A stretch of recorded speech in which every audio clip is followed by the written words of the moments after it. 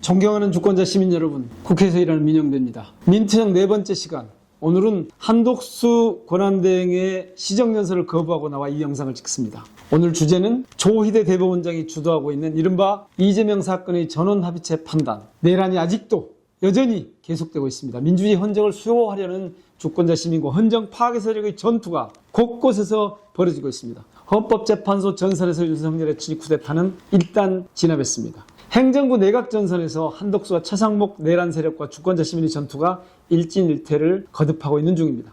법원 전선에서는 지기현 판사와 심우정 검사의 연합 세력이 윤석열 내란 우두머리와 그 하수인들을 보호하면서 전열을 가다듬고 있습니다. 이번에는 조희대를 우두머리 삼은 대법원이 내란 전투에 뛰어들었습니다.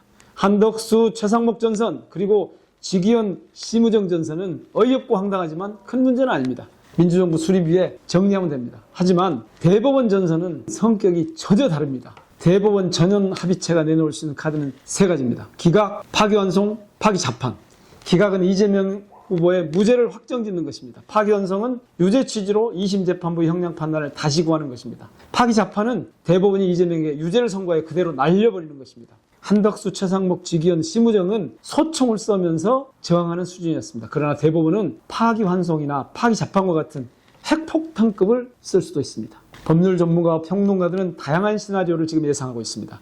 기각으로 낙관하는 분들도 있고 유죄 취지 파기환송이나 파기자판이라는 비관적인 결과를 우려하는 분들도 있습니다. 그럴 수 있습니다. 결과는 지금 누구도 알 수 없습니다. 안타까운 것은 더불어민주당을 포함해 야권 일부에서 기각할 것이라고 낙관하는 분위기입니다. 법관의 양심과 합리성을 의심할 필요가 없다는 것입니다. 대통령 선거 40일을 앞두고 최소한 한 달이 걸리는 소부의 판단을 생략하고 하루 만에 조희대의 지시로 전원합의체로 옮겼습니다.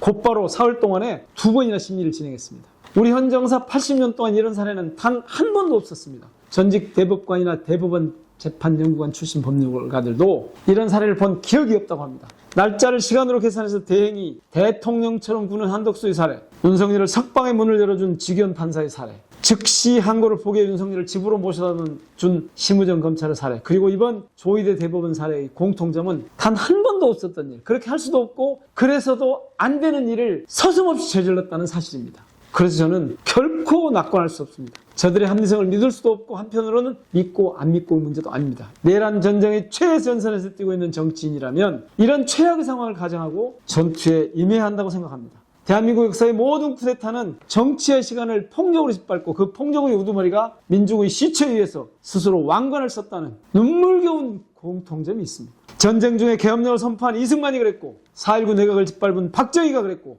광주 시민을 학살한 전두환이 그랬습니다. 군복이 법법으로 바뀌었다고 해서 총칼이 검사의 기소와 판사의 선고로 바뀌었다고 해서 없던 합리성이 저절로 생겨나지 않습니다. 그것이 무엇이든 똑같은 폭력입니다. 그래서 저는 철저히 비관적인 입장에 섭니다. 최악의 결과를 전제하고 우리가 할 수 있는 최대한의 화력을 쏟아부어야 저들 사법 세력들이 합리성이 아니라 자신들이 이길 수 없다는 판단을 들 때, 그런 판단을 할 수밖에 없을 때 낙관적인 결론을 우리가 낼 수도 있는 것입니다. 말하자면 조희대 대법원은 우리가 어떻게 나오는지 간을 보기 위해 유난히 부진을 떨면서 단 한 번도 없던 일을 감행하고 있다는 추측까지 해봅니다.